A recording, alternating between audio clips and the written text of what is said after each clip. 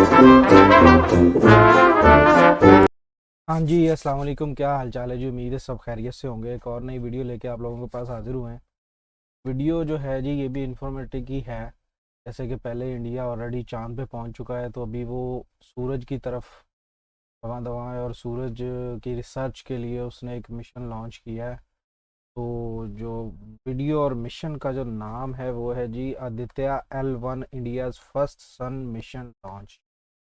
तो उन्होंने एक अपना नया मिशन लॉन्च किया है, उसका नाम उन्होंने रखा है आदित्य L1। आप लोगों का ज़्यादा टाइम ना वेस्ट करते हुए पहले वीडियो देखते हैं, फिर उसके बाद इस पर बात करते हैं। इससे पहले आप लोगों से रिक्वेस्ट है, काइंडली चैनल सब्सक्राइब कर दें और वीडियो इस तरह की आपको मिलती रहे। चलें वीडियो देखते नमस्कार दोस्तों, चंद्रयान 3 के ऐतिहासिक सक्सेस को 2 हफ्ते भी पूरे नहीं हुए हैं, लेकिन इसरो एक बार फिर से इतिहास रचने जा रहा है। Aditya L1 mission. आज इसरो की नजर चांद पर नहीं बल्कि सूरज की तरफ है। आइए समझते हैं इस मिशन को गहराई से आज के इस वीडियो में।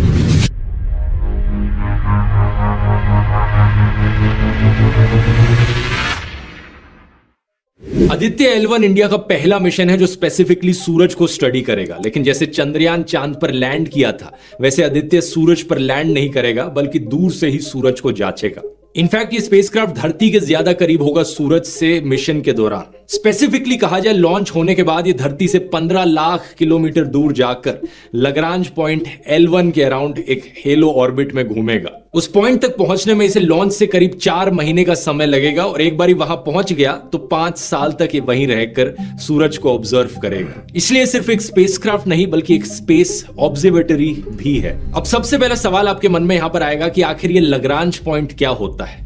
लगरांज पॉइंट्स दोस्तों वो अनोखे पॉइंट्स हैं स्पेस में जहां पर 2 सेलेस्टियल बॉडीज का ग्रेविटेशनल फोर्स बैलेंस आउट करता है। सूरज और धरती को अगर हम यहां कंसीडर करें तो 5 लगरांज पॉइंट्स बनते हैं। स्क्रीन पर आप देख सकते हैं कि ये 5 लगरांज पॉइंट्स कहां पर लाए करते हैं। ये वो पॉइंट्स हैं जहां पर अगर हम कोई स्पेसक्राफ्ट भेजेंगे तो स्पेसक्राफ्ट का ऑर्बिटल मोशन, सेंट्रीफ्यूगल फोर्स धरती और सूरज के ग्रेविटेशनल फोर्सेस से कैंसिल आउट कर जाएगा। इसका फायदा क्या हुआ? हमें स्टेबिलिटी मिलती है। जो भी स्पेसक्राफ्ट हम लगरांज पॉइंट पर भेजेंगे, हमें ऑलमोस्ट कोई एफर्ट नहीं करना पड़ेगा उस स्पेसक्राफ्ट को उस पॉइंट पर बनाए रखने के लिए। स्पेसक्राफ्ट का फ्यूल बचेगा और वो स्पेसक्राफ्ट धरती की सन के अराउंड रेवोल्यूशन के साथ साथ गोल गोल घूमता रहेगा। इससे ज्यादा लंबे मिशंस भी किए जा सकते हैं। दूसरा फायदा है कंटिन्यूस ऑब्जर्वेशन। लगरांज 1 यानी L1 पॉइंट का अगर हम एग्जांपल ले, यहां पर जो भी चीज हम वहां L1 पॉइंट पर भेजेंगे वो कंटिन्यूसली ऐसी पोजीशन में रहेगी जहां से धरती और सूरज दोनों को देखा जा सके और कभी भी एक दूसरे की शैडो में सूरज या धरती छुपेंगे नहीं।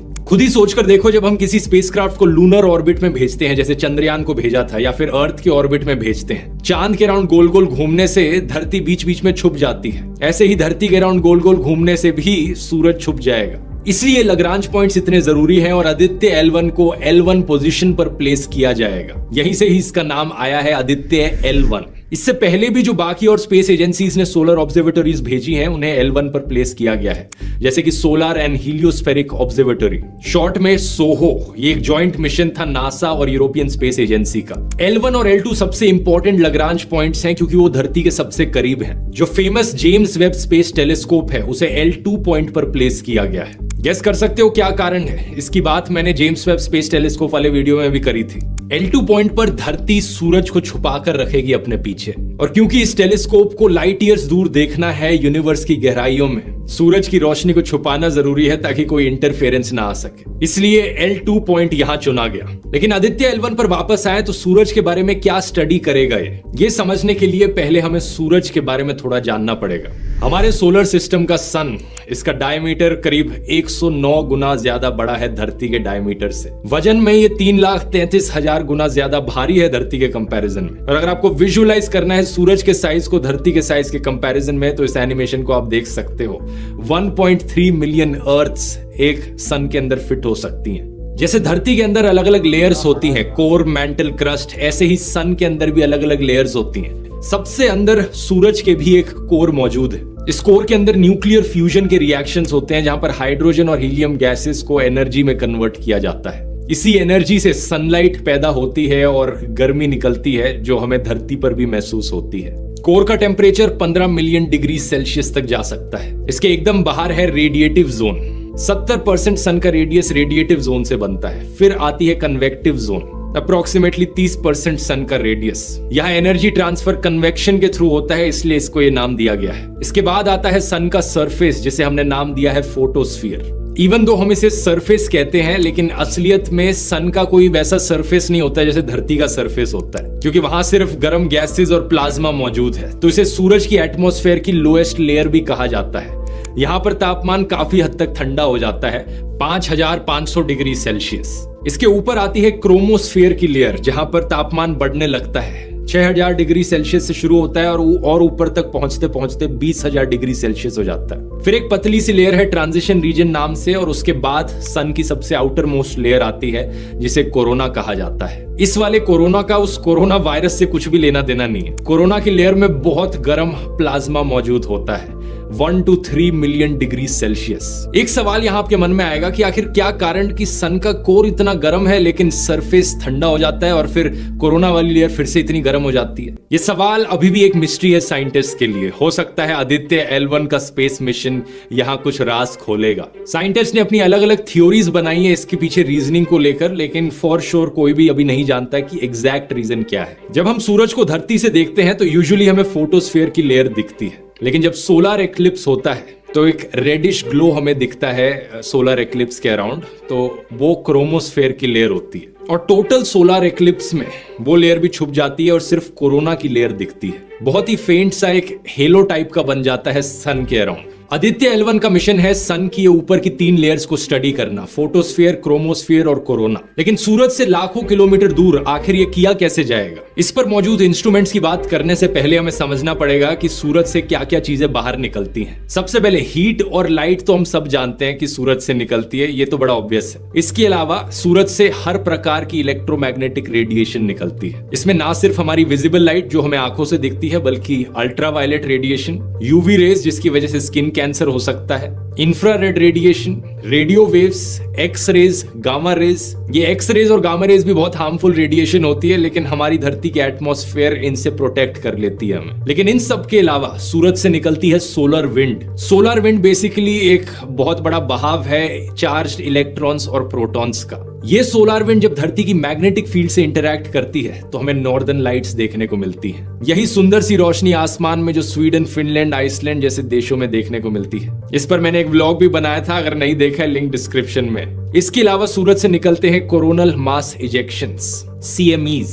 ये सोलर विंड और मैग्नेटिक फील्ड्स के बहुत बड़े बर्स्ट्स होते हैं। फिर निकलते हैं सूरज से कभी कभार सोलर फ्लेयर्स, जो लाइट और एनर्जी के बड़े इंटेंस फ्लैशेस होते हैं। कई साइंस फिक्शन फिल्मों में अक्सर सोलर फ्लेयर्स का मेंशन किया जाता है, जैसे कि 2012 या नोइंग जैसी फिल्में, जिनमें एक भयंकर सोलर फ्लेयर निकलता है जिसकी वजह से पूरी दुनिया खत्म हो जाती है। अब इन्हीं सब चीजों को मेजर करने के लिए आदित्य L1 पर 7 इंस्ट्रूमेंट्स लगे हैं, जिन्हें 7 पेलोड्स कह सकते हो। पहला, visible emission line coronagraph, short में वेल्क। ये कोरोना लेयर को स्टडी करेगा और कोरोनल मास इजेक्शंस को ऑब्जर्व करेगा। दूसरा, solar ultraviolet imaging telescope, short में सूट। ये सूरज की फोटोस्फीयर और क्रोमोस्फीयर की इमेजिंग लेगा अल्ट्रावायलेट स्पेक्ट्रम में। तीसरा, solar low energy X ray spectrometer, short में सोलेक्स। और चौथा, high energy L1 orbiting X ray spectrometer, short में हीलियोस। ये दोनों सूरज से निकली एक्सरेज को स्टडी करेंगे, स्पेशली सोलर फ्लेयर्स में जो एक्सरेज निकलती हैं। पांचवा, Aditya solar wind particle experiment, short में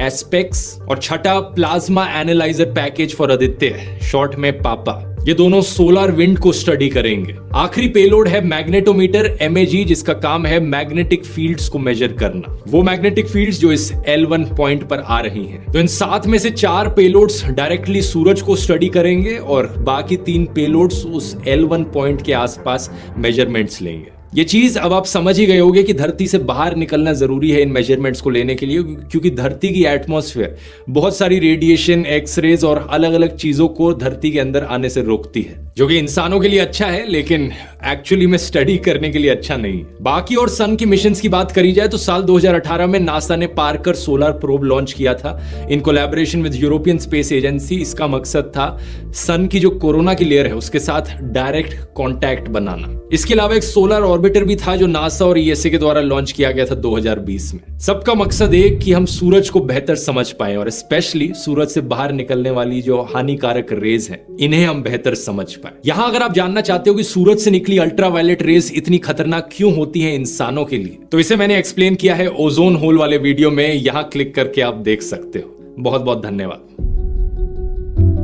जी। तो फिर देखिए आप लोगों ने यार वीडियो, मुझे तो काफ़ी सारी चीज़ें जो है ना वो इंफॉर्मेटिव लगी और सीखने को मिला। स्पेशली वो जो L1 पॉइंट है, वो बेसिकली जो आदित्य के बाद जो L1 लिखा गया है वो इसी वजह से कि वो एक स्पेसिफिक पॉइंट है जहाँ पे कह लो कि ज़मीन और सूरज जो है वो एक दूसरे को पुश करने वाला है उसे, तो वो इजीली स्टेबल घूम रहा है और स्टडी करेगा। तो वेल डन यार, इंडिया काफ़ी आगे जा रहा है, काफ़ी सारी चीज़ों में आगे जा रहा है कि बंदे को पता चल रहा है कि दुनिया में क्या कुछ हो रहा है। और इंडिया ने अभी रिसेंटली अभी स्टडी चल रही है चांद के ऊपर, और उसके साथ साथ उन्होंने सूरज के ऊपर भी स्टडी स्टार्ट कर दी है, जो कि एक बहुत अच्छी बात है। इस तरह की चीज़ें सीखेंगे तो इनसे किन चीज़ों से बचना है, किन चीज़ों से फ़ायदा उठाना है, सारी सी बात है। फ़िलहाल जो हम मेन सूरज से फ़ायदा उठा रहे हैं, एक तो रोशनी, हीट है, वजह से हम बहुत सारी अपने डेली के काम करते हैं, दिन और रात सूरज की वजह से होती है। ठीक है, तो सूरज की हीट से हम सोलर सिस्टम बनाया है जिससे हम इलेक्ट्रिसिटी बनाते हैं, फिर और बहुत सारे काम हम लेते हैं। लेकिन अगर हम और स्टडी कर पाएंगे तो हो सकता है फ्यूचर में हम और बहुत से ऐसे काम जो कि इंसानियत के लिए अच्छे हों, जो हम हमारे लिए, आपके लिए, हम सब के लिए जो अच्छे काम हों वो हम कर सकें, या उन रेज़ में से कोई बेनिफिशियल रेज़ जो हैं जो हमें फ़ायदा दे सकती हैं, वैसी रेज़ हम जो है वो किसी तरीके से कलेक्ट कर सके ताकि वो इंसानियत के काम आए।